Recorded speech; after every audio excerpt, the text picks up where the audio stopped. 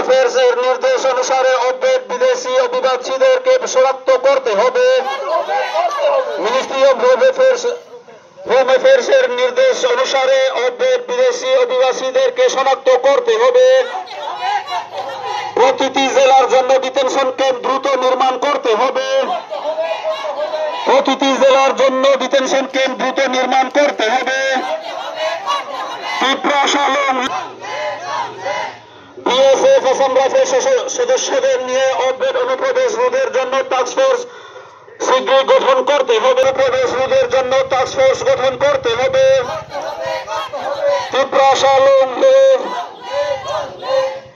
এই ত্রিপুরাতে inner line permit পদ্ধতি চালু করতে হবে। এই ত্রিপুরাতে ইনার লাইন পারমিট পদ্ধতি চালু করতে হবে। মহারাজা আলম ছিল সেটি দ্রুত বাস্তবায়ন করতে হবে। মহারাজা আলম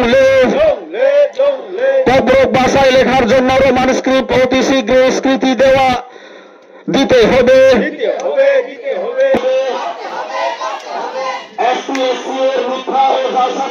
বাতিল করতে হবে। মহারাজা আলম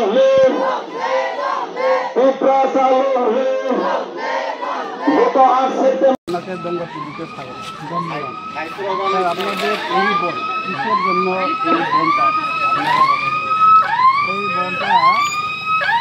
সকাল 6 ঘটিকা হয়েছে আগামীকাল 6 ঘটিকা পর্যন্ত 24 ঘন্টার বন্ধের প্ল্যান। এটা হলো 8টি দাবি আছে, 8 দফা দাবি আছে। ওই দাবি নিয়ে আমাদের সিভিল সোসাইটি 24 ঘন্টার ডাক দিয়েছে। এর মধ্যে আছে আপনারা অবগতর জন্য এবং রাজ্য সরকারকে আমরা সেই চালান দিতে চাই যে ভারতবর্ষের বিভিন্ন রাজ্যে যে বিদেশি যারা বেআইনিভাবে প্রবেশ করতেছে প্রতিনিয়ত, সেটাকে সুরক্ষিতের জন্য মিনিস্ট্রি অফ হোম অ্যাফেয়ার্স থেকে যে নির্দেশিকা, এই নির্দেশিকা রাজ্য সরকার এখন পর্যন্ত ত্রিপুরাতে সেটা গ্রহণ করছে না। সেই আইনটা উনি গ্রহণ করছে না, চালু করছে না। তো 2 নম্বর হলো প্রতি জেলাতে ডিটেনশন ক্যাম্প গঠন করার কথা, সেইটাও হচ্ছে না। তাছাড়াও যে অবৈধভাবে রাজ্যের যে বাউন্ডারি যে আমাদের যে আন্তর্জাতিক, সেইটার মধ্যে বিএসএফ এবং আসাম রাইফেলসদেরকে যে প্রকৃত তাদেরকে আধা সামরিকদেরকে ক্ষমতা দিচ্ছে না যে অবস্থা, তাহলে কেন প্রতিনিয়ত বাইরে থেকে আসবে বাংলাদেশ, আফগানিস্তান, পাকিস্তান থেকে, তাহলে তাদেরকে কি ক্ষমতা দেওয়া হচ্ছে না? সেইটা নিয়ে আমরা চিন্তিত আছি।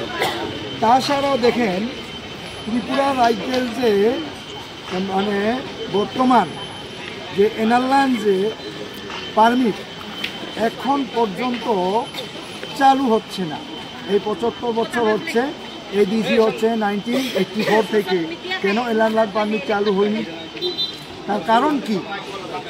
তাছাড়াও এখানে আমাদের একটি ত্রিপাক্ষিক চুক্তি হয়েছিল আমাদের 2024 লোকসভার পাকখালে।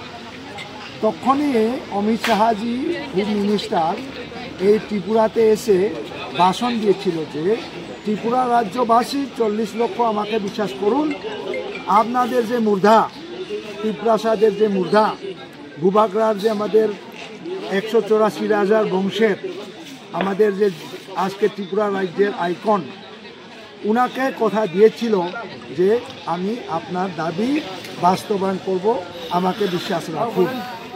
কিন্তু এখন পর্যন্ত 20 মাস হয়ে গেল, কার্যকর হয়নি।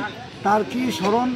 কারণ ইন্ডিয়া একটা এশিয়া মহাদেশের বড় একটা দেশ, 150 কোটি মানুষের বসবাস, তার কারণে সে বলতেও পারে। তাকে স্মরণ করার জন্য এই বন্ধ। আজকে জাতীয় সড়ক, বাজারঘাট, রেল পরিষেবা সমস্ত কিছু 24 ঘন্টার বন্ধ। আজকে দেখুন ককবরক ভাষা, ককবরক ভাষা ত্রিপ্রাসাদের এটা জাতির ভাষা। সে কোন হরফে লিপি করবে সেটা তার জাতিগত ব্যাপার, কিন্তু তারা এটা কি দেবনাগরিক না বাংলা কি সাংস্কৃতিক এই নিয়ে যে তাদের যে একটা ষড়যন্ত্র, সেটা আমরা মেনে নিতে পারছি না। সেটা রোমান হরফে হতে হবে, না হলে আমাদের শুদ্ধ ভাষা আমরা বলতে পারিনি। কারণ এখানে 3-4টা ব দিয়ে কী ভাষা আমরাও নিজে বলতে পারিনি। তাই কারণে সেই দাবিটা আমরা তুলেছি, তাকে আমাদের অতি শীঘ্রই সেইটা মানে রাজ্য সরকার ঘোষণা করতে হবে যে কর্কটক ভাষা রোমান হরফে লিপি হতে হবে। এখন দেখুন আরেকটা বিষয়, এই রাজ্যের মধ্যে এসটি সার্টিফিকেট নিয়ে অনেক অফিসে চাকরি করতেছে, অথচ সে তীব্র কর্কটক ভাষাই জানে না।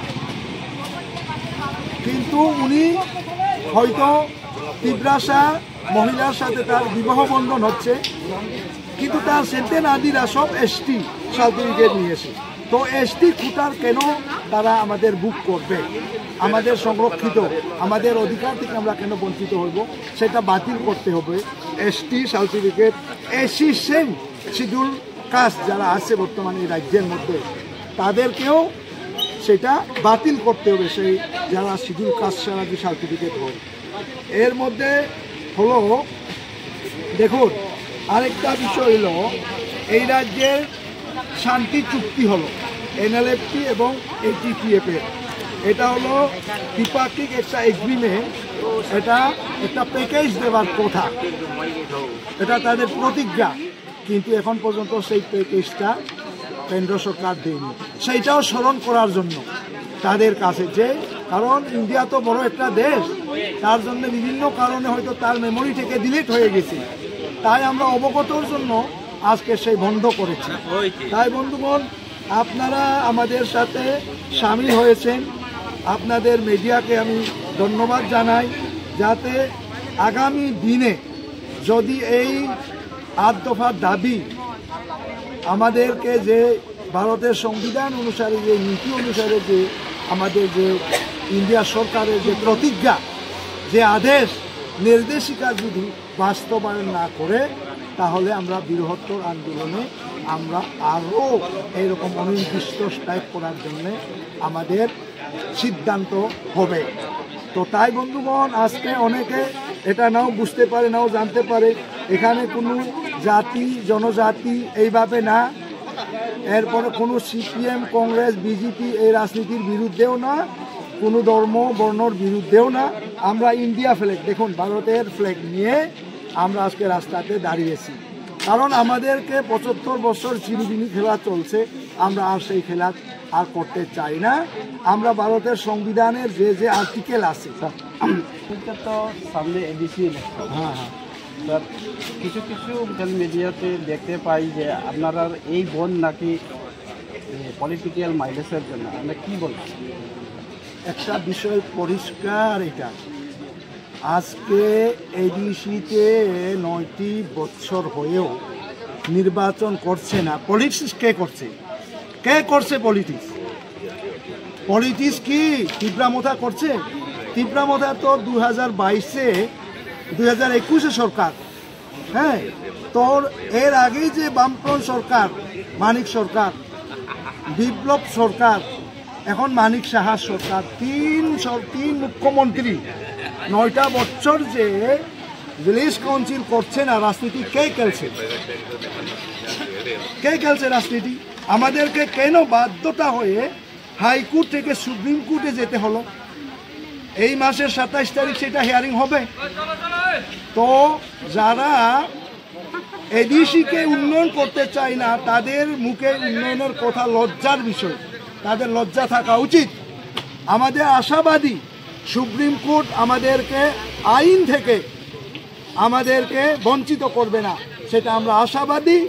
এই হিয়ারিংয়ে ভিলেজ কাউন্সিল নির্বাচন হবে এবং যারা বলছে যে সেটা তীব্রামথা রাজনীতি করছে, তারাই ভোটের ভিক্ষা চাইবে, তারাই রাজনীতি করবে। আমি আজকে আপনাদের যে এই প্রেস মিডিয়া, যে এই মিডিয়ার মানে ডঙ্গর টিভির চ্যানেলকে আমি ধন্যবাদ জানাই। আপনারা চ্যানেলে যাতে সেটা প্রকাশ হোক, ত্রিপুরা রাজ্যে রাজনীতিকে খেলছে। আমরা তো আজকে দেখুন সিভিল সোসাইটি এখানে তীব্রামথার ফেলে আছে, আপনারা দেখুন, আমরা সেটা সমর্থন জানাই। আজকে নোটিশে সমস্ত যারা ডেমোক্রেসি, যারা আজকে ইন্ডিপেন্ডেন্ট পার্টি, আমরা সমর্থন করছি। আমাদের মুবারককে চিফ গেস্ট হিসাবে নিচ্ছে, উনিও যাচ্ছে। আমরা ভারতের সংবিধানকে মানি, সংবিধান অনুসারে আমাদের সেই আন্দোলন। এই আন্দোলনকে কি মনে করেন? এটা সাকসেস হওয়া না হওয়া, এই যে বার্তা এবং বাণী, এটা তো কেন্দ্র সরকার হোম মিনিস্টার দিচ্ছে, এটা তো হোম মিনিস্টার দিচ্ছে, হোম মিনিস্টার প্রতিজ্ঞা করছে।